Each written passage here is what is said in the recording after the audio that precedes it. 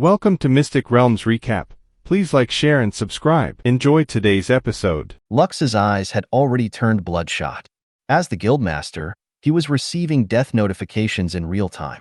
When he saw that Cephas had died, he felt as if someone had stabbed a knife in his heart. However, he knew that if he hesitated for even a fraction of a second, more of his people were going to die. Daniel also realized this. He chuckled and said something to the silhouette of the outer god that was hovering above the battlefield. The half-elf instinctively knew that the pseudo-god was up to no good, but before he could do anything, the outer god had already opened its eyes and prepared to attack. At the beginning, Lux thought that the outer god's target was him, Hirswith, Kyoza, and King Azza. Black fire had appeared in front of him, acting as a shield, ready to deflect any attacks that were about to hit its master. As a divine artifact, it had the power to block an attack that was equivalent to the full-powered attack that almost killed its master back then. But it could only do so once. After that, black fire would disappear, and Lux wouldn't be able to call it again for an entire month. The Black Coffin had already prepared for such a scenario, so it had unleashed all of the creatures under its command to help the Alliance fight. Even if it were to be destroyed, the creatures that it had summoned wouldn't disappear. Of course, if these creatures died, they would return to black fire, but Lux would need to pay a price in order to revive them again. So the moment that the outer god unleashed its attack, and it didn't head in their direction, the half-elf immediately had a bad premonition. The beam attack of the outer god flew towards the floating island of Edia, making Lux's face turn pale. But at that moment, a golden light appeared and cut off the beam attack in half. However, the attack still hit the sides of the floating island, destroying a large portion of it.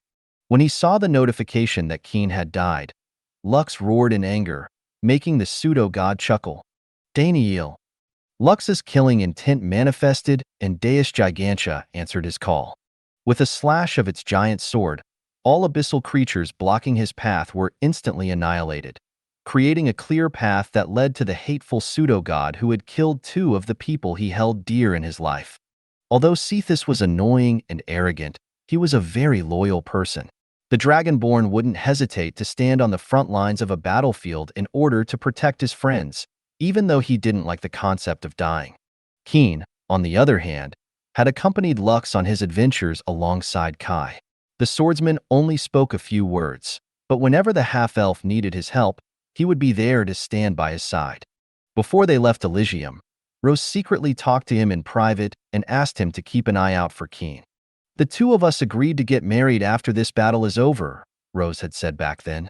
"So, please, win and keep Keen safe if you can help it." Lux's eyes were already bloodshot at this point as he flew straight towards the outer god, who was looking at him with an amused look on his face. "So they are your weakness, huh?" Daniel smirked. "It's nice to have friends and loved ones, right? How about I kill them right before your eyes?" Daniel then gave an order to all the abyssal monsters to target the retreating floating island and kill everything on it. Lux, who had already arrived at Daniel's location, thrust his sword forward, and Deus Gigantia answered his call. Daniel calmly summoned the golden scales of eternity, and something as big as Deus Gigantia appeared behind him. The true body of the outer god, Nyarlathotep, summoned a black sword in its hand and clashed against Deus Gigantia. The clash between the two was so great that almost everyone around them was blown away due to their collision. "Stand aside, Lux." Kyoza's shout broke the half-elf out of his daze, as he made the draconic skeleton king move its body to the side, just in time for two breath attacks to collide with the giant outer god's body. At least that was the plan. However, several black tentacles emerged from the ground and blocked the crystal and lightning breath of the two dragon kings, keeping Nyarlathotep safe. But before Daniel could even laugh, a skeleton queen emerged from thin air and punched the outer god's face, sending it skidding. Daniel then glanced in the direction of the beautiful elf and smiled. "I remember you," Daniel said. "When I was still following the words of that goddess of Solais in the past, I once proposed to you, but you rejected me. But since that happened long ago, how about we start fresh and you become my woman? I promise that I'll make you my first wife. How about it?" "Do you know why I rejected you in the past?" Hearswith asked with a mischievous smile on her beautiful face. No, Daniel replied. I've always wondered why you rejected me. I am quite confident with my looks, and the people also called me their hero at that time. So, I don't understand why you rejected my offer. The answer is really simple, Hearswith answered. It's because you're a cunt, and your D*CK ain't worth *T. A pity then, Daniel sneered. I guess I'll just F*CK you, like the B*T you are after I'm done dealing with these mongrels. The pseudo-god then snapped his finger. Countless tentacles wrapped around the skeleton queen, holding it in place. Just watch on the side, Daniel stated as he glanced at Lux and the two Dragon Kings, who were preparing to launch their next attacks. And take a good look at what happens to those who oppose me. But, just as Daniel was about to fight against Lux and the two Dragon Kings, the tentacles that bound the skeleton queen all burst with golden flames. You think too highly of yourself, Hearswith said in contempt. This is why you'll never be a god. You failed the first time, and you'll fail again this time. You talk too much, Daniel said before waving his hand. Know your place, B*TCH. A giant tentacle that was hundreds of meters long lashed out against the skeleton queen and sent it flying. But before Daniel could even laugh at this scene in front of him, a fist hit the side of his face, making him fly in the opposite direction of the punch. You talk too much, Lux said before charging in Daniel's direction with his fist raised to strike. Lux's Deus Gigantia made sure that Nyarlathotep wouldn't be able to interfere with its master's battle with the pseudo-god. Since the outer god was only moving automatically due to the influence of the golden scales that had taken control over its body, it couldn't think on its own and simply followed Daniel's orders to deal with the enemies that were in front of it. Now you've done it, Daniel teleported in front of Lux and gave the half-elf an uppercut, which the latter dodged at the last second. The two then engaged each other in a brawl, with each of their blows strong enough to instantly kill a calamity-ranked beast. The ones with that rank and below had all evacuated from the battlefield of the two people, who were at each other's throats. Are you sure you have time to deal with me? Daniel asked after he distanced himself from Lux's relentless attacks. Your comrades will die if you don't help them, you know? Lux didn't even bother to reply as he unleashed a fireball empowered by his transcendent flames. Daniel sneered as he cut the fireball in half, but just as soon as the fireball parted, the half-elf was already in front of him with his fist blazing with a golden radiance. Behind him, the silhouette of a giant golden dragon emerged, empowering his attack with golden flames imbued by golden lightning. Peerless Dragon Emperor's Strike. Lux's fist connected with the side of Daniel's face, sending the latter flying. The half-elf disappeared from where he was and reappeared right above Daniel with his fist poised to strike. Above his head, a white dragon, whose eyes radiated with its majestic presence. The half-elf's passive skill, Dragon Conqueror's Majesty, empowered all of his draconic attacks, raising them to the limit. Peerless White Dragon's Divine Disaster. Lux punched out, and a beam of light erupted from his fists, blasting Daniel across the void battlefield. All monsters that were hit by Lux's attacks were instantly vaporized, including a demigod who was in the path of his attack. This blow was as powerful as Poseidon's main cannon beam attack, which no one was able to survive, until now. An explosion erupted within the void as Lux's attack detonated, sending fiery flames expanding outwards. The floating island of Edea that was at the front lines was pushed back by the blast, but aside from that, it didn't suffer any harm. The abyssal monsters had stopped attacking the floating island because it was useless. Protected by dozens of demigods, calamity-ranked monsters, and saints that belonged to Blackfire, it boasted the strongest force within the alliance. Aside from them, Poseidon and Echo were there to ensure that no one else in their guild would die. The fairy princess was saddened after learning that Cephas, Keen, Grandma Annie, Randolph, and countless baby slimes had died defending their guild headquarters. Because of this, she prioritized protecting their guild headquarters. C2 was also standing in front of the floating island, further deterring the abyssal lords, who knew that fighting against it was simply suicide.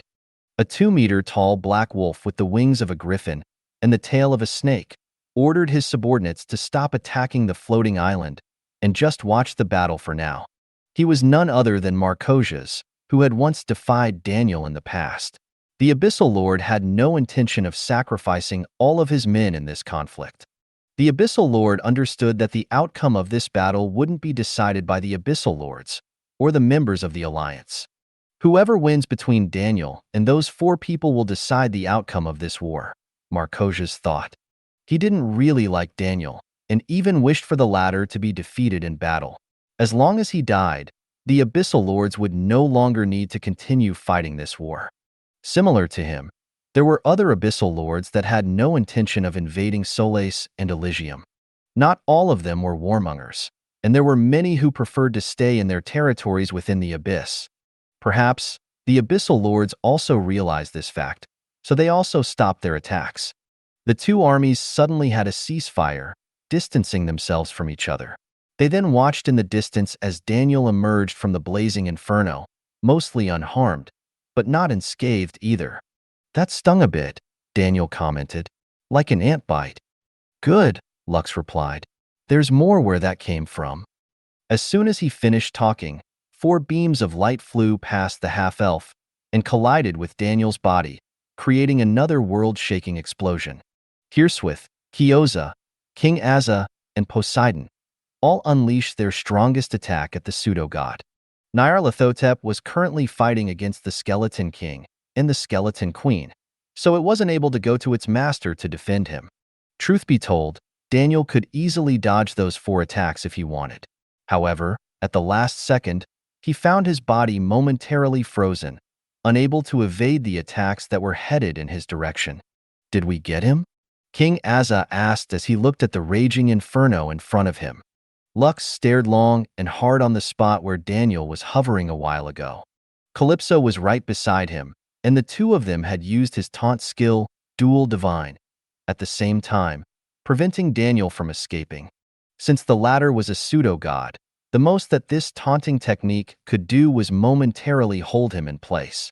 Eiko had also learned this skill, which was the reason why she was able to kill Nyarlathotep's clones during their confrontations. Suddenly, Daniel's voice, which now reeked of killing intent, spread in the battlefield. "Do you know what the opposite of hope is?" The flames that were burning wildly a few seconds ago dispersed, as if they didn't exist in the first place. The giant silhouette of the outer god above Daniel had cast a barrier around him at the last second, protecting him from a direct hit from the 4 powerful demigods. Although he was a pseudo-god, he was still susceptible to getting hurt by peak demigods, which was only a level lower than him. Daniel discarded the black robe that was already in tatters, showing his true form to everyone. Half of his body had transformed into that of a demon, while the latter half remained human.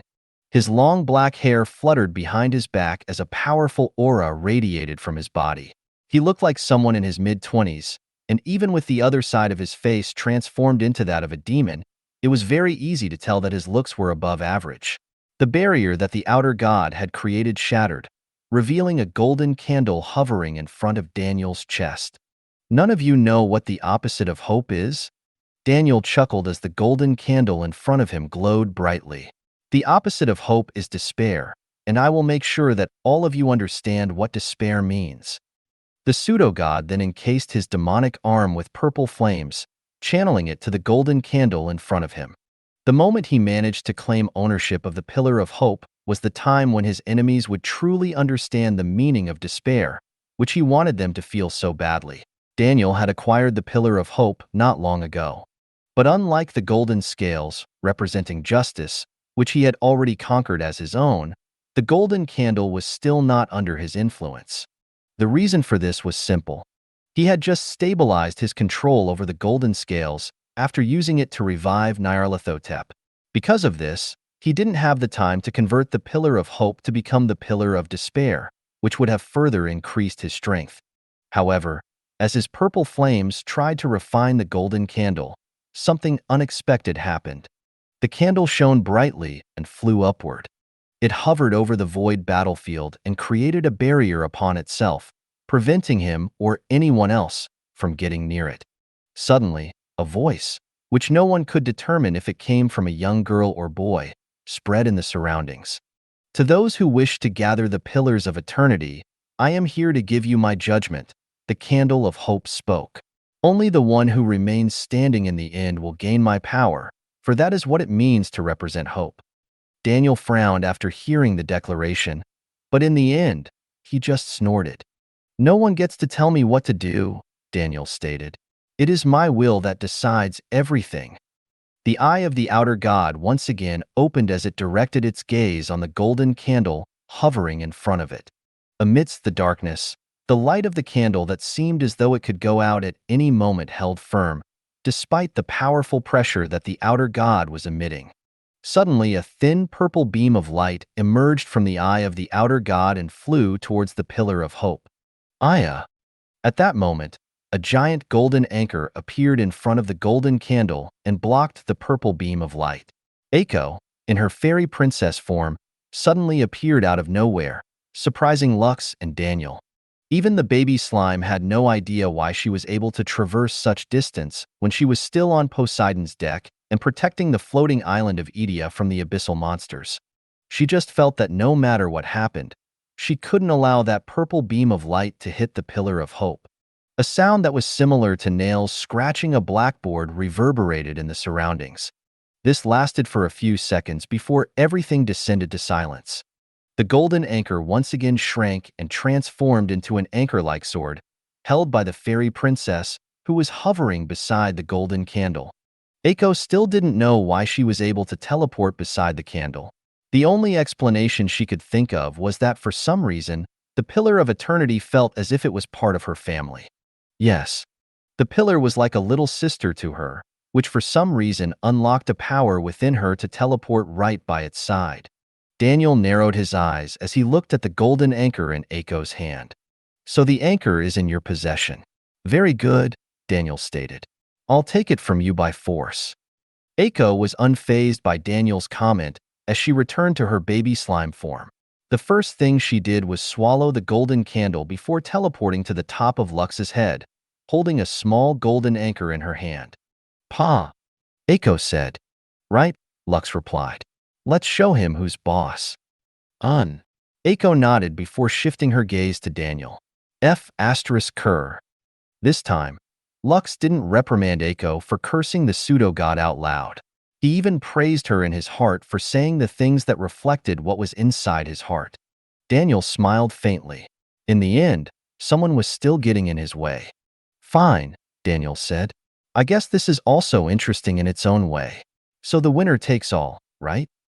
Nyarlathotep, who had been fighting against the Skeleton King and the Skeleton Queen, vanished without a trace. It then reappeared behind Daniel and transformed into a black mist, merging with his body. The silhouette of the outer god also transformed into a black mist and started to merge with Daniel's body as well. The pseudo-god was covered by a black dome as he absorbed the power of the Pillar of Justice and Pillar of Fortitude. Attack him, Lux ordered. Don't let him finish his transformation. Eiko threw dozens of her nuclear-level blast bombs, as well as ordered Poseidon to fire its main cannons. Kyoza and King Asa transformed into their dragon forms and unleashed their strongest dragon breaths at the same time. Lux and Hirswith also unleashed their most powerful spells at the same time. Dark Laser, Hirswith said as she pointed her finger at the Dome of Darkness and fired a crimson beam of light, covered with dark lightning bolts. Divine Disaster, Lux roared as he unleashed a beam of light covered with golden lightning bolts. Their combined attacks were so strong that everyone thought that they were witnessing the end of the world. A moment later, the loudest explosion that they had heard and witnessed erupted, making everyone cover their ears and close their eyes due to how powerful it was. Even though the Abyssal Army and the Alliance had already distanced themselves from the battlefield of the six powerhouses, they were still caught up with the blast and blown away by the aftermath. Lux, Kyoza, Hirswith, and King Asa were also pushed back by thousands of meters. Even so, their gazes were locked onto the place where their attacks landed. Bastards, can you not wait patiently until my transformation is complete? Daniel's voice, which was filled with annoyance, reached Lux's ears. Although he tried hard to hide it, the half-elf was still able to detect the pain behind the pseudo-god's words, making him smile faintly. "Who in their right mind will wait until you finish your transformation?" Lux asked. "Only fools do that." Within the blazing inferno, something stirred, making everyone's faces turn grim. "True," Daniel replied as he appeared in front of his enemies, "but I will make sure that you pay for your insolence." A creature with 8 wings on its back emerged from the hellish flames. It had 4 arms, which had razor-sharp claws on each end, capable of slicing a demigod in half easily. Standing at 10 meters tall, Daniel looked down at the people whom he wished to trample with all of his might. This scene reminded him of the incident 100 years ago when he tried to ascend into godhood but was thwarted by his companions and the goddess who had summoned him to Solais. It all brought him unpleasant memories, and the thing he hated the most was these very same memories. "I'll end all of you," Daniel said. In the next second, he reappeared in front of King Azza. Before the Dragon King could even react, Daniel's clawed hands pierced through the chest of the giant golden dragon and crushed his heart without even a shred of hesitation. Queen Saphira, who was watching this battle from inside Lux's guild headquarters, screamed the moment she saw her husband's body fall from the sky. King Azza didn't even have the time to react before his heart was crushed, leaving Lux, Kyoza, and Hirswith in shock. "That's one down," Daniel said in a teasing tone. "Now, which one of you wants to die next? That's one down. Now, who wants to die next?" But before anyone could answer, Daniel reappeared behind Kyoza and cut off the crystal dragon's head with one clean slash of his clawed hands. Aurelia, who saw this, lost the strength in her legs and almost collapsed on the ground. Iris, who was right beside her, supported her body and hugged her close. The dragon princess tears started to pour like a river as she wailed in Iris's arms. Lux's first fiancé held her tight, knowing the pain that she was suffering right now. Queen Evangeline bit her lip until it drew blood. She had only recently reunited with her husband, and yet, she had to see him die right in front of his eyes. Lux and Hirswith finally moved and attacked Daniel at the same time. Hirswith was holding a fairy sword in her hand, while Lux was wielding his divine spear, Calypso. Daniel ignored both of them and teleported away. This time, Daniel appeared above the floating island of Edea. Lux roared because he already knew what Daniel was about to do. Using his ability, he instantly teleported to his guild headquarters, just in time to face one of Daniel's strongest attacks. Decimation Flare. Lux channeled his power to the locket that Aurora had given to him. The Pillar of Love had the power to create the strongest barriers. However, it came with a price. The stronger the attack the locket had to block, the more lifespan it had to take from its wielder. This was why Aurora died after shielding everyone from the explosion that Nyarlathotep had created. The Outer God's suicide attack was so powerful that she lost all of her lifespan in that single exchange. While this might seem like an unfair exchange, the power of the Golden Locket was absolute. This meant that it could block the full-powered attack of a god in exchange for the lifetime of an ordinary human. If you were a long-lived race like the elves, you would be able to tank at least 4 to 5 of these powerful attacks before all of your lifespan was used up. Eiko, who knew what her papa was about to do, commanded her golden anchor to increase its size to become a shield. This was actually not the function of the golden anchor, but since it was one of the pillars of eternity, it could tank a hit if needed. The baby slime usually used it as a weapon and a shield because of its unique ability to increase its size according to her will. Lux then applied the power of the golden locket to Eiko's anchor, reinforcing its defensive abilities. Daniel sneered as he unleashed his attack without holding back. A blinding light erupted in front of everyone, forcing them to cover their eyes. The golden anchor made creaking sounds as it endured the brunt of the attack. However, it wasn't able to block it completely. Daniel's attack was aimed not only at the floating island, but at the entirety of the Alliance fleet as well. Markosius sighed after seeing how merciless Daniel was. He had hoped that Lux and the Elysians would be able to fight him, but this move alone was enough to show who was the victor of the battle. "I guess this is it," Markosius thought in dismay. "It seems that I hoped for too much." The other abyssal lords cheered after seeing Daniel's display of power. Although many of them were forced to bend to his will, this was a very normal thing in the abyss. If Antero had the intention of ruling the abyss, everyone would have fallen in line with him. They would have no hesitation because their world was ruled by the strong, and this unspoken rule would remain the same for as long as the abyss existed. When the light receded, blood seeped at the corner of Lux's lips. Several strands of his red hair had now turned to silver, which was a sign that he had sacrificed a part of his lifespan in order to protect the people who were important to him. Unfortunately, he couldn't save the rest of the alliance. Daniel chuckled as he looked at the last 2 floating islands, as well as a little over a dozen flying ships that survived his attack. The rest were instantly obliterated, killing everyone who resided in them in less than a blink. "You know what I find funny?" Daniel asked in disdain. "It is the fact that you mongrels thought that you even stood a chance against me. I don't know if all of you are being delusional, or you've given up hope and just wanted to get it over with, so you came to find me. Since that is the case, this will save me time gathering all 5 of the pillars. Also, since all of you hot-blooded fools are here, it means that the people who are left in Solais and Elysium will submit to me easily. This is like hitting 3 birds with 1 stone." Daniel then shifted his gaze to Lux and sneered. "I guess it's you whom I have to thank, no? If not for you, all of this wouldn't have happened. So, thank you. You can die in peace knowing that you've played your role in helping me ascend to godhood." The pseudo-god then pointed his finger at Lux with an evil smile plastered on his face. Decimation flare. Lux and Eiko once again blocked this attack through gritted teeth, making sure that their guild headquarters wouldn't fall because the precious people whom they wanted to protect were inside of it. When the light receded for the second time, only the floating island of Edia remained. Daniel planned to attack again and again because he found the desperation in Lux's face a very wonderful thing to see. If he really wanted to destroy the guild headquarters, he could have easily done it by teleporting past the half-elf and destroying the castle in an instant. But where was the fun in that? He wanted to see him despair and use up his life force. When the half-elf could no longer even stand, Daniel would then kill the people inside Lux's guild headquarters in front of him one by one. He had every intention to torture him mentally and emotionally, making him regret the day he defied him in his life. Lux knew that he couldn't remain passive, so he took the initiative to attack Daniel.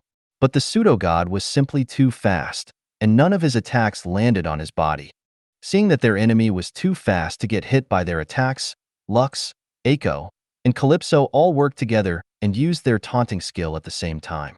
Duel Divine. Daniel found himself once again locked in place and facing countless attacks from every direction. Hellfire Annihilation, Dark Laser, Death Sentence, Sunbeam, Venus Striker, Dragon's Breath, Gaia Smash, United Nations Smash, War God's Descent, Black Lightning, Shadow Blade, Ultima Break, Boom Boom Bakugan. The combined attacks of Lux, Eiko, his named creatures, Covenant, as well as the attacks of everyone including C2, Avery, and Poseidon, all merged, blasting Daniel away thousands of meters. The pseudo-god felt as if he was hit by a truck, making him feel a pain that surprised him. Because he was suddenly locked in place, he was unable to effectively raise his defenses and was forced to accept the combined attacks of his enemies. This was the second time he received an attack that actually hurt him, with the first one happening during his transformation into his complete battle form. Daniel could tell that Lux and his allies were aiming to damage his soul. This wasn't the first time that he had injured his soul during a battle. The first time happened when his companions and the goddess prevented him from ascending godhood. The pain he received at that time was the worst pain that he had encountered in his life. It was much worse than physical pain because it directly targeted the soul. Feeling the same sensation now made Daniel seethe in anger. He didn't want to feel that pain again, so he decided to finally get a little serious. Daniel raised both of his hands and aimed at the floating island in the distance. Nova Strike. Countless beams of light erupted from his hands and flew toward the half-elf like comets. Eiko once again enlarged her golden anchor, but this time, it didn't work the way she wanted. The beams of light changed their directions and passed through the spaces of the golden anchor. Some of them flew towards the guild headquarters, while some specifically targeted the members of Lux's undead legion. The first one to fall was Bedivere. He had placed himself between Daniel's attack and their guild headquarters. Knowing that evading would destroy the last bastion that protected his master's heart, Bedivere summoned all of his strength and blocked the assault with his strongest attack. Unfortunately, it wasn't enough, so he urged his dragon mount to block the attack with their bodies, which caused them to explode in a shower of flames. The second to fall was Shax, who, just like Bedivere, desperately defended their guild headquarters with every strength it could muster. However, it wasn't enough, and in the end, Daniel's attacks pierced through its body, turning it into ash. Orion and All Might held firm and blocked the rest of the attacks using their bodies. Zagan unleashed a barrage of black lightning bolts to counter the beams of light, but he too fell after Daniel intensified the power behind his attack, creating countless beams of light that even he was unable to block. While everyone was desperately doing their best to protect their base, a chilling voice filled with killing intent reached their ears. Decimation Flare. Lux and Eiko were completely taken by surprise and were unable to mount an effective defensive stance. The earth turtle roared as it rapidly descended towards the ground. When the light receded, Lux looked at the guild headquarters anxiously. The upper half of the castle was destroyed completely, which made his heart almost jump off his throat. Fortunately, everyone was in the basement of the castle, protected by dozens of defensive spells.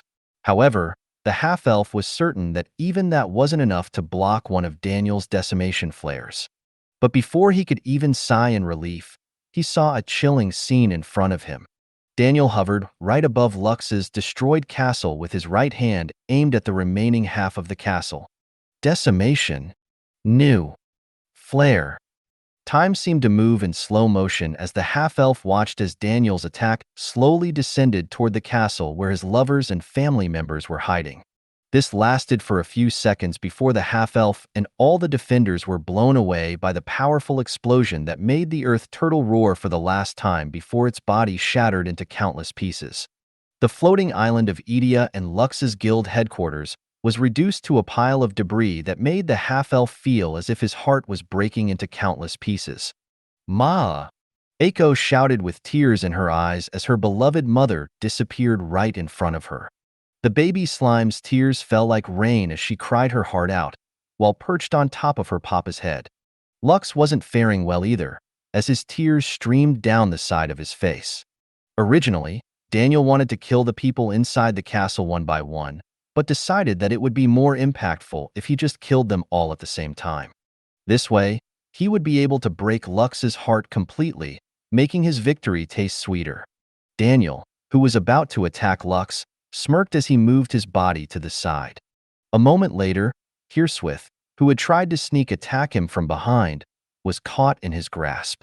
"I purposely ignored you because I intend to make you my woman," Daniel said as he grabbed hold of Hirswith's neck. "Have you become tired of waiting? Do you want me to screw you that badly? Or perhaps you want me to humiliate you in front of that half-elf? I didn't know you had this kind of fetish." F***CKU. Hirswith tried to move her body, but Daniel's 4 hands held her in place. "Yes, I will make sure to do that to you later," Daniel said in a devilish tone. "But for now, you need to behave. So stay put, okay?" The pseudo-god's eyes glowed briefly, making Hirswith's body stiffen. A few seconds later, her body slowly turned into a purple crystal statue, which Daniel lovingly caressed before glancing in Lux's direction. "Well then, I enjoyed our little game, but I think it's about time for me to become a god," Daniel stated as he pointed his finger at Lux. "It was fun while it lasted. In your next life, be sure to never offend me again if you want to live." The tip of Daniel's fingers glowed as the sneer on his face widened. Fusion Flare. Dark and purple flames merged together and flew towards the half-elf, who seemed to have lost his will to live.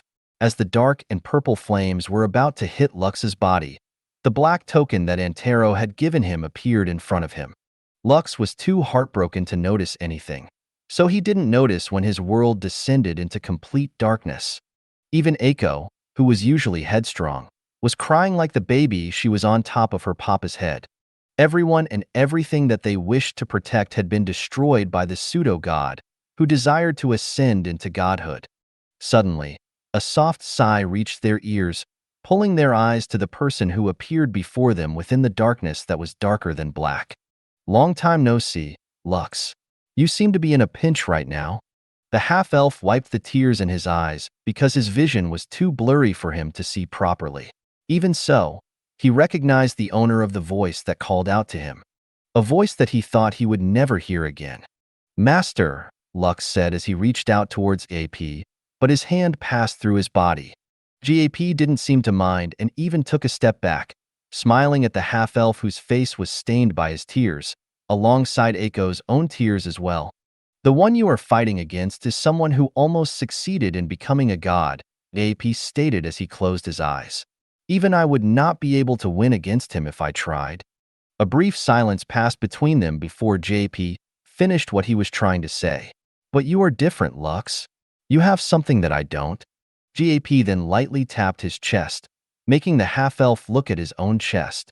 There, the pillar of love shone faintly, similar to the flickering light of the golden candle that refused to be extinguished.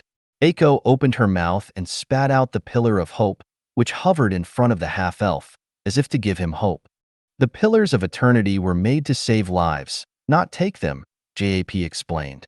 Daniel wished to obtain all of them because he believed that it would give him what he lacked. Something that he always wanted, and that was power. Absolute power, which he believed that only gods possessed. Well, he isn't wrong. Gods are indeed very powerful, but the power they possess and the power that Daniel wished for are different. AP then pointed above his head, and the image of a young man with short black hair and green eyes appeared in front of Lux. The half-elf had talked to this young man long ago, and he even asked him for advice on how to defeat Daniel, who was backed by the power of an outer god. The projection of 13 looked at the half-elf with the same calm expression that was still clear in his memory. "Listen closely because I will not repeat myself," 13 said. "During the times when we think that all hope is lost and we can no longer stand our ground, that is the time when we realize something very important. Remember this, Lux. In the greatest battles of our lives, we are never alone. You are the Necromancer of heaven. Since that is the case, what is stopping you from using the power of necromancy to pound your enemy into submission? Don't only look inside of the 2 boxes you are in. Look outside of those 2 boxes, and no one in the world or the multiverse will be able to stop you. Death smiles at us all, and all a man can do is smile back. But when you look death in the eye, and death blinks first, nothing seems impossible." 13 gave Lux a faint smile before disappearing completely. But it didn't end there. Another sigh sounded in the half-elf's ears, making him look behind him. "Making you my disciple was the proudest moment of my life," Randolph said. "So thank you for being part of my life, Lux." Grandma Annie, who was standing beside Randolph, also smiled, making Aiko, who was also very close to her, tear up once more.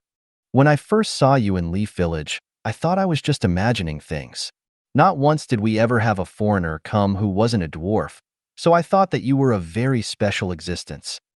However, you were hardworking, courageous, and funny. This made me wonder why the gods sent someone like you to our humble little village. But as days turned into weeks, and weeks turned into months, I realized something. Our village had remained the same for centuries, and everyone seemed to have fallen into a monotonous lifestyle. But after you appeared, it was as if we were given a new lease of life, and things became a little more exciting."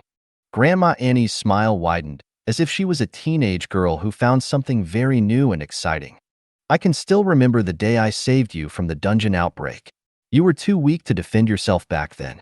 But a few months later, it was you who saved our village from the monster outbreak led by the Thunder Wolf King. For that, I am forever thankful. Thank you, Lux."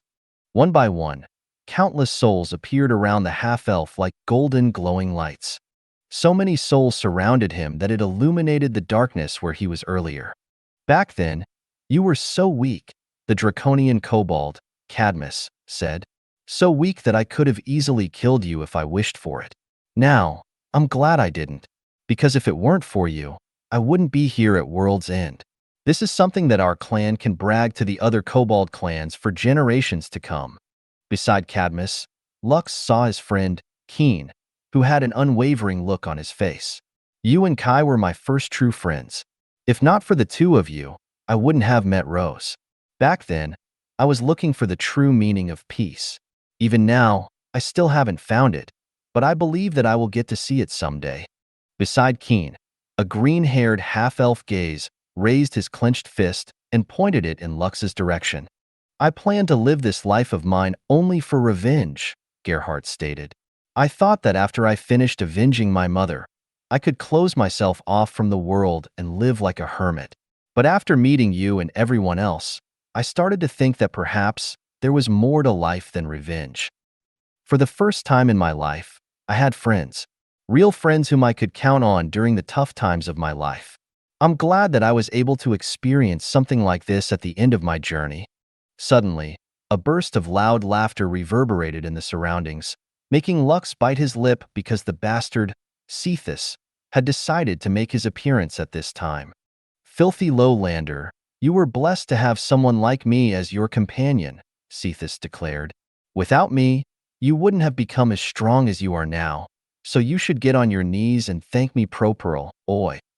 The Dragoborn wasn't even able to finish his speech because Gerhardt, Keen, and Cadmus tackled him. As if to make matters worse, Flamma joined in and pressed the pitiful dragonborn down until he could do nothing but lie on the ground. Struggling under the weight of his friends, Cephas tried to stand, but it was impossible. Because of this, he just raised his head and looked Lux in the eye. Listen, I'm still not done with my speech, Cephas said despite the fact that his bastard friends were pinning him down on the ground. Lux, there are times when I hated you, envied you, and became jealous of you. But after I realized that I'm more handsome and more awesome than you, I started to appreciate the finer things in life. I, Cephas, had only looked up to my Grandma Faustina and Grandma Augustina. And yet, I couldn't help but compare you to them. It didn't take long for me to realize that true strength isn't just measured by ranks or power. Because of you, someone as weak as me was able to stand my ground, despite knowing that I was facing a battle that was impossible to win. The past me would have definitely run away or hid myself until the fight was over. But when I saw these bastards beside me, I couldn't possibly leave them alone, could I? All of these fools are all bronze and no brains. Someone like me needs to rein them in, or it would make me look bad if people thought that I knew them. What I'm trying to say is, just as much as you helped us become the better version of ourselves, we are also willing to help you to become the better version of yourself. So, Lux, let's go. Someone like me needs to rein them in, or it would make me look bad if people thought that I knew them. What I'm trying to say is, just as much as you helped us become the better version of ourselves, we are also willing to help you to become the better version of yourself. So, Lux, let's go. Cephas forcefully raised his clenched fist like Gerhardt had done a while ago and pointed it at Lux. For the sake of those who are waiting for us back home, Cephas stated. For those who believe that we will return victorious, Cadmus said as he, too, raised his fist towards Lux. For the promises that we made to our loved ones, Keen smiled as he, too, raised his fist. And for the promise of a better future, Gerhardt commented as he raised his fist, just like his friends have done. A future where we can all walk side by side, Randolph chuckled, raising his fist. A future where the children can continue smiling, Grandma Annie added. A future where we will go on a fishing trip together. King Asa suddenly appeared out of nowhere and placed his hand on Lux's right shoulder, holding it in a vice grip. A future where I will join that fishing trip as well, Kyoza stated as he placed his hand on Lux's left shoulder. Aya. Aya. Aya. Aya. Dozens of baby slimes crawled up on Lux's body, nudging him with their adorable heads. Lux, the half-elf, glanced at his master, who was looking at him with an encouraging expression on his face. You are the greatest necromancer in both Solais and Elysium, GAAP declared. You are the guardian that protects the gates of heaven. You're just dealing with a startup pseudo-god who can only borrow the strength of an outer god who is too lazy to open its eyes. Are you telling me that you are going to be defeated by that small fry? The half-elf wiped the tears from his face, while the baby slimes, who had crawled on top of his head, wiped the tears from Aiko's face. No, master, Lux replied. I won't lose. That's not the answer I want to hear, Lux. He shook his head. Master, I will win. That's better. The darkness receded, and GAP's image slowly became more and more transparent until he was gone. But the look in his eyes, which locked into his disciple's eyes, was enough to tell Lux all the words that were inside his heart. When the scenery changed, Lux saw the dark and purple flames headed in his direction. However, his firstborn, Diablo, appeared before him and slashed his sword, splitting Daniel's attack in half. After countless lives had ceased on the battlefield, Diablo's power had increased to unimaginable levels. Even if Daniel was a pseudo-god, a single slash from Diablo was enough to cut his limbs and seriously injure his soul. Anyone who wished to harm his master must go through him first. Thank you, Diablo. Lux placed his hand on his faithful subordinate's shoulder. You must have a lot of pent-up frustrations, right? Yes, master, Diablo replied. Lux nodded his head in understanding. He also had a lot of pent-up frustrations, and it was time for round 2. It's no use, Daniel said in a teasing tone. No one alive will be able to stop me. Good. Lux sneered. Because it will not be the living who will beat the crap out of you. Aiko, who was perched on top of her papa's head, glowed brightly. The golden anchor and golden candle merged with her body, creating a blue gem. This gem then descended onto the locket on the half-elf's chest, merging with it perfectly. Countless golden orbs of light, representing the souls of everyone who had died on the battlefield, including the souls of the abyssal creatures, appeared behind Lux, making Daniel narrow his eyes. In the light of day or the depths of night, no small fry backed by an outer god shall elude my sight. May the souls of the dead hear my plight. For I, the Necromancer of heaven, will ascend this night. All the souls of the dead merged with Lux's body, making him radiate a golden aura of divinity. The corpse god appeared behind his back, and this time, it had a golden color. But that wasn't all. It now possessed hundreds of arms, holding different kinds of weapons in each hand. Without even waiting for Daniel to say or do anything, Lux disappeared from where he stood and reappeared in front of the pseudo-god, who didn't even have time to blink before the half-elf's fist smashed into his face and sent him flying. Daniel thought that his ascension to godhood was at hand. All he needed to do was kill the half-elf and the baby slime perched on top of his head, allowing him to gain the 3 other pillars of eternity. Once all 5 were in his hands, he would gain the power that he had always wanted.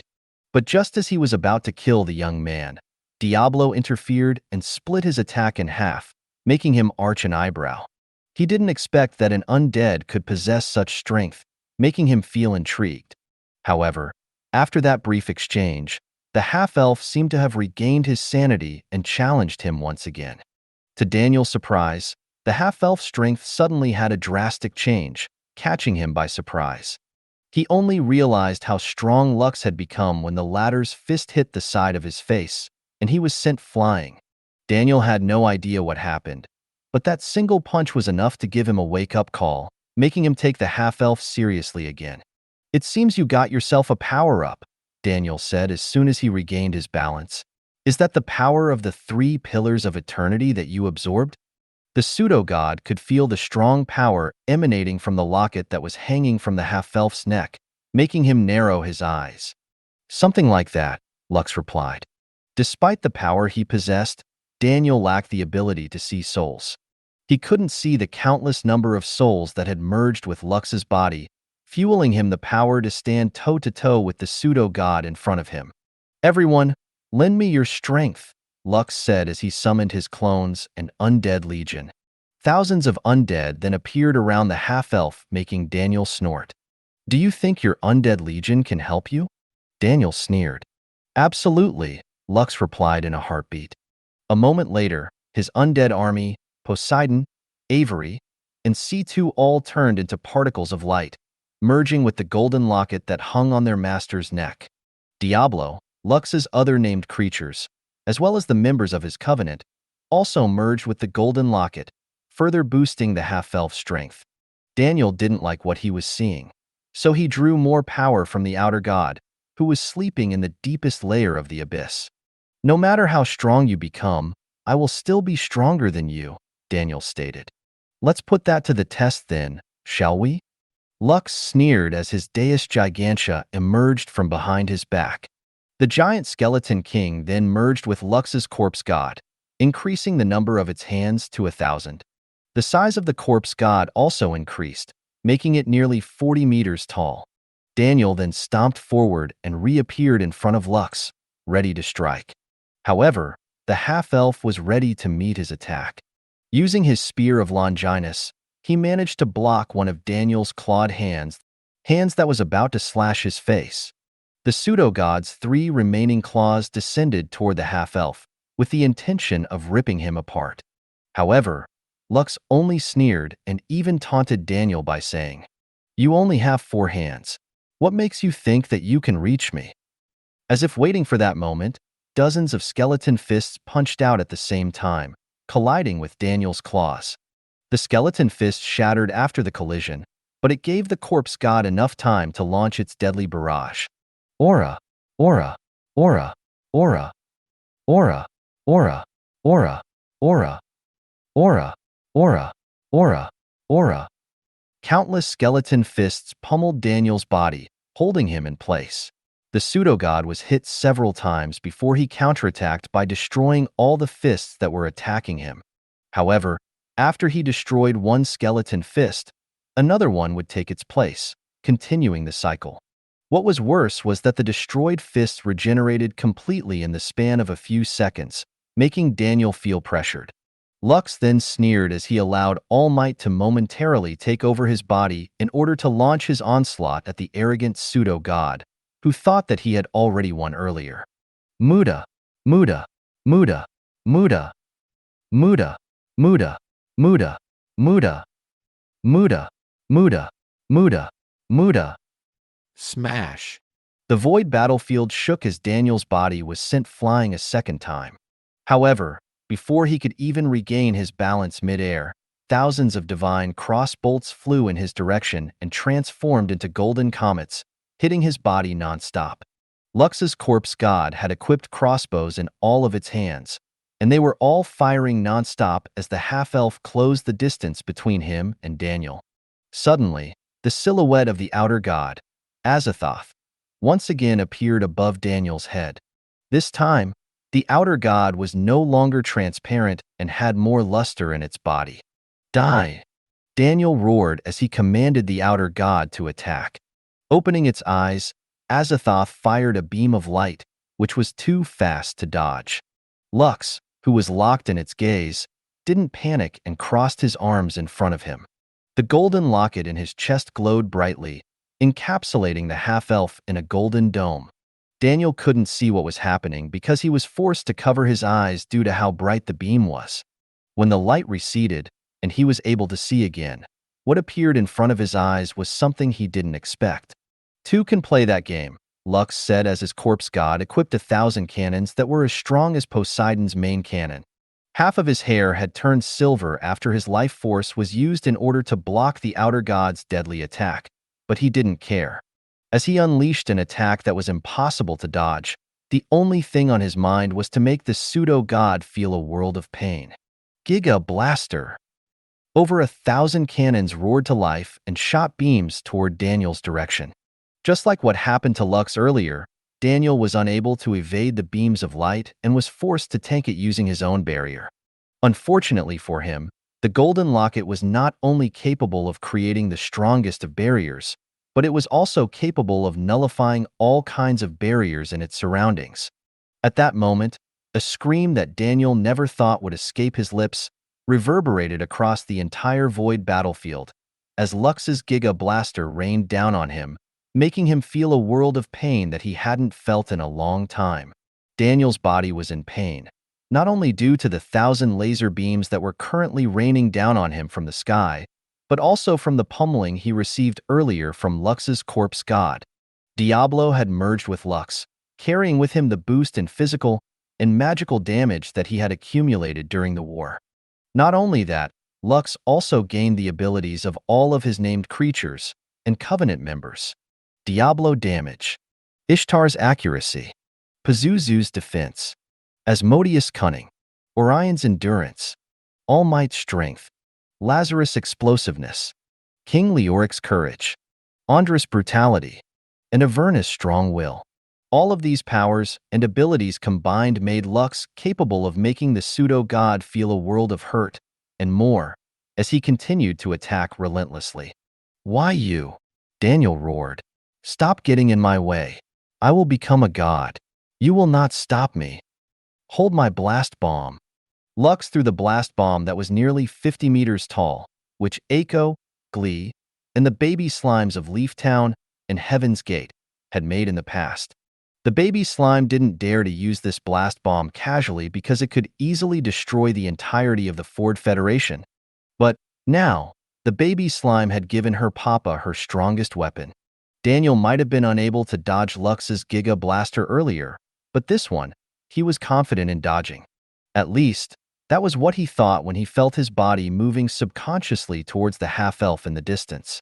Dual, Divine, X-17. Lux, empowered by his clones, Echo's clones, Asmodeus's clones, Calypso, Pazuzu, Orion, and All Might, all used their taunting ability at the same time.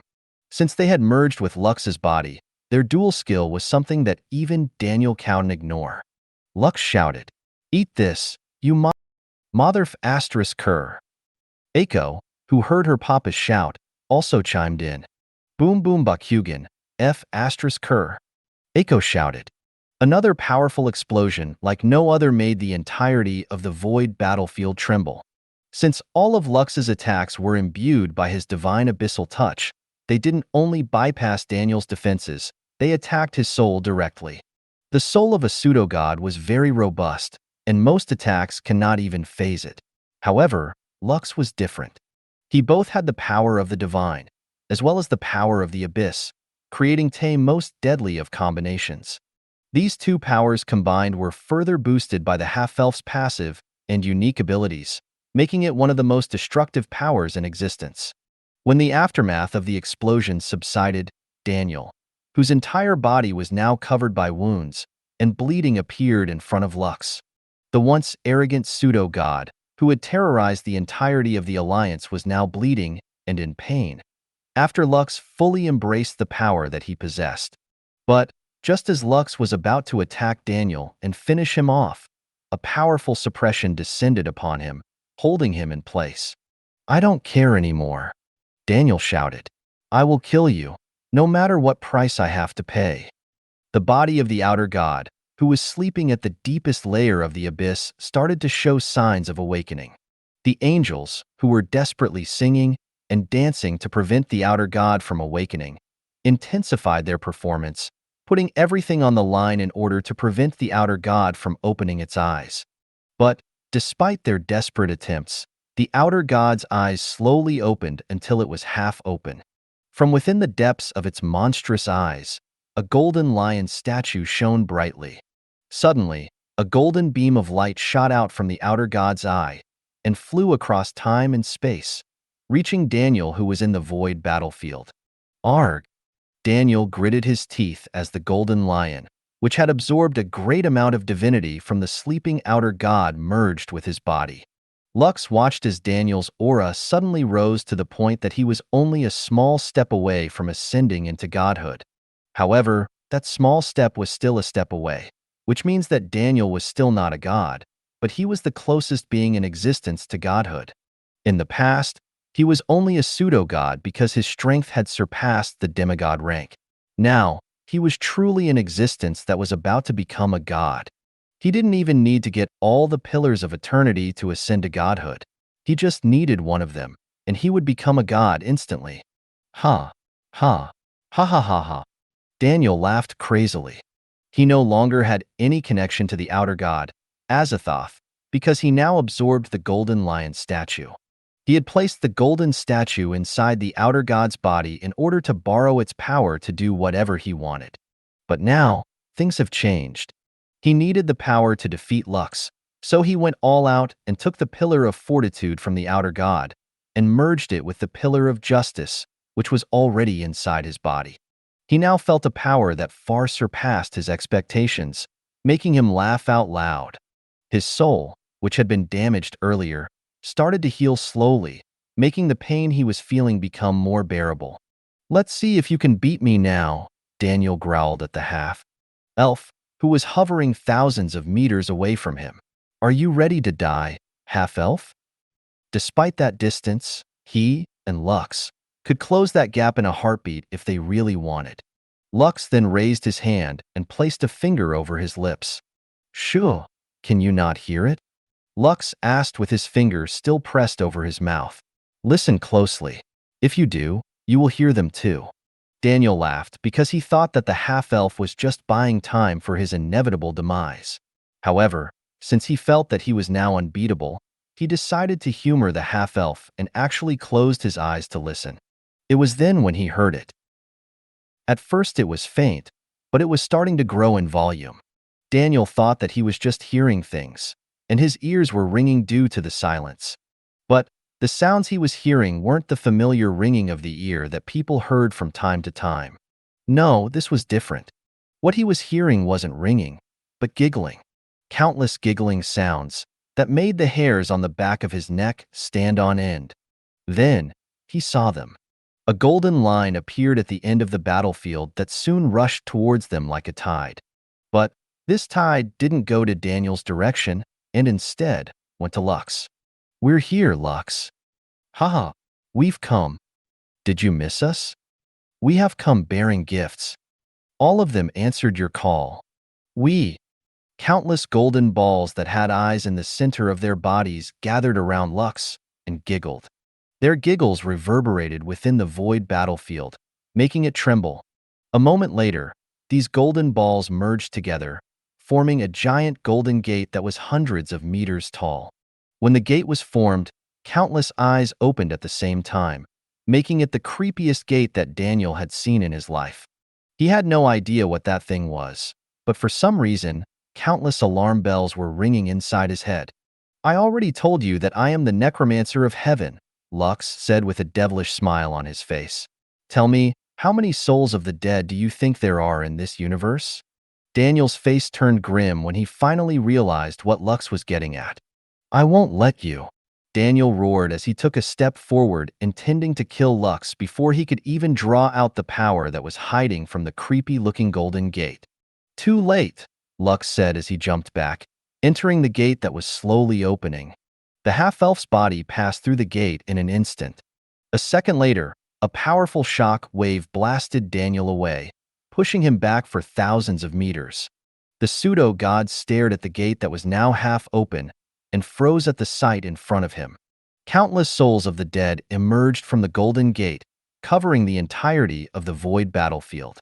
These souls then started to sing a song, proclaiming the coming of the strongest necromancer of heaven. The necromancer who was loved by both the living and the dead, and was now also a small step away from attaining godhood. Inside the golden gate, countless souls gathered around Lux's body.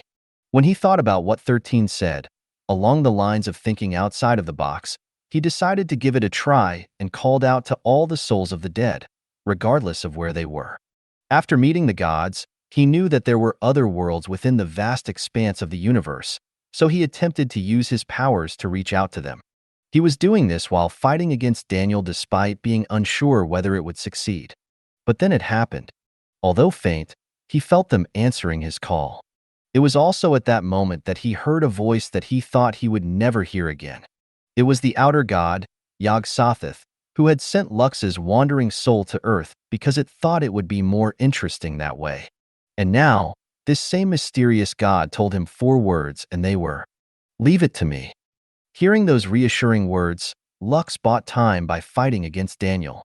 He understood that his current strength alone wasn't enough to bring down the pseudo-god, whom he believed hadn't shown his full powers as of yet. And he was right. Daniel had still been holding back. It was only after being repeatedly dominated by Lux that he decided to go all out, taking the golden lion from Azathoth to merge it with his body, alongside the pillar of justice. Yog-Sothoth existed anywhere and everywhere. Because of this, it was able to ferry all the souls in the entire universe without a problem. Truth be told, Yog-Sothoth was very annoyed with Daniel. A mere pseudo-god dared to involve other outer gods like it in the affairs of mortals, in addition to his wish to attain godhood. This was also the reason why it decided to help Lux and give the half-elf a fighting chance. Since their guardian had asked for their help, those under his command answered his call. It was not only the souls of the dead who had heard Lux's call. The undead that roamed the lands of the other worlds lent their power as well. From the lowly skeleton warriors to the powerful death knights, as well as the formidable liches, Yog-Sothoth gathered them all. And now, they were within his body, merging with Lux, granting him power beyond his wildest dreams. The half-elf didn't know how much time had passed since he entered the Golden Gate, but one thing was clear. It was now time to leave. He slowly opened his eyes, and his golden pupils glowed brightly. Half of his hair was now silver, while the other half was red. But the lifespan he had burned to block Azathoth's attack had already been recovered. In fact, his lifespan increased by leaps and bounds. It was as if he no longer had to worry about death, for he was death, and death was he. Taking a step forward, Lux's entire body was bathed with a golden light. If earlier, he only had 8 wings on his back, now he had 10. All of them were golden and brimming with power. The clothes in his body burned to ashes and were replaced by a majestic robe, which perfectly fit his profession. Calypso hovered beside him and waited for her master to wield her. Lux complied and held the spear of Longinus firmly in his hand.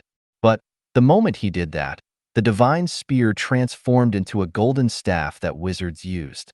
The design of its tip was similar to a sun, with 13 rays of light of different sizes protruding from its body.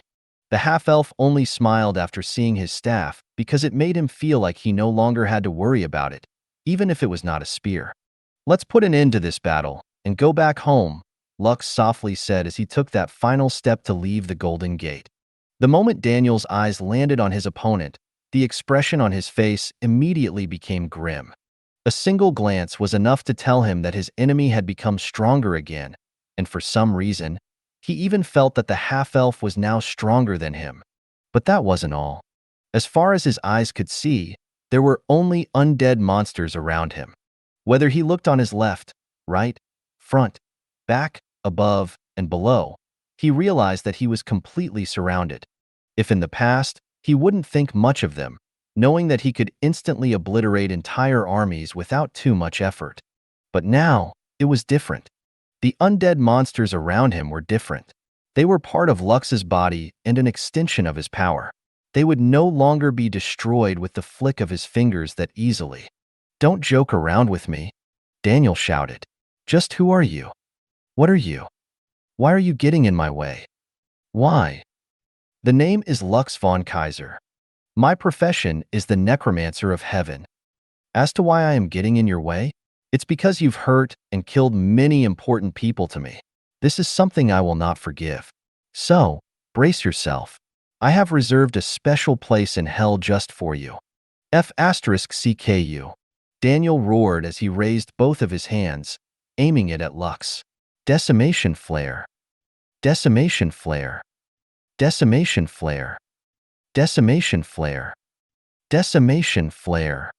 Daniel unleashed several decimation flares in rapid succession, intending to wipe out all of his enemies at the same time. A blinding light erupted in his surroundings, followed by loud explosions. Daniel kept his eyes open and kept on unleashing decimation flares one after the other, and only stopped when he could no longer do it. A few minutes later, the light receded as he panted for breath. Ever since he became a pseudo-god, this was the first time he felt something akin to fear, and he didn't like it. Even when he was facing the sleeping outer god, which was one of the strongest beings in existence, he never felt fear. Only a sense of exhilaration and conquest after he managed to obtain its powers. But now, he felt fear. He felt that no matter what he did, he couldn't win. Despite the power he possessed, which could easily destroy an entire world if he wanted to, he still felt that it was not enough. Countless shattered bones appeared in his vision, making him breathe a sigh of relief. The half-elf, whom he was fighting against, was also no longer in front of him, which made him regain a bit of his confidence. He was just bluffing, huh? Ha ha. Ha ha ha. Daniel forced himself to regain his composure. He was just bluffing. Ha ha ha. A bluff. Suddenly, he felt a presence behind him, making his body stiffen. Daniel didn't dare to turn around because he felt that if he did that, his worst nightmare would become a reality. Why did you stop laughing? Lux whispered in Daniel's ears. Go on. Laugh some more. A moment later, the countless shattered bones in his surroundings merged together, regenerating the bodies that were destroyed earlier as if nothing had happened. Ah! Daniel screamed as he flew away as fast as he could. He wanted to escape to a place where the half-elf, who was behind him earlier, couldn't find him. Thank you for watching. I hope you enjoyed today's episode. If you did, please like, share, and subscribe.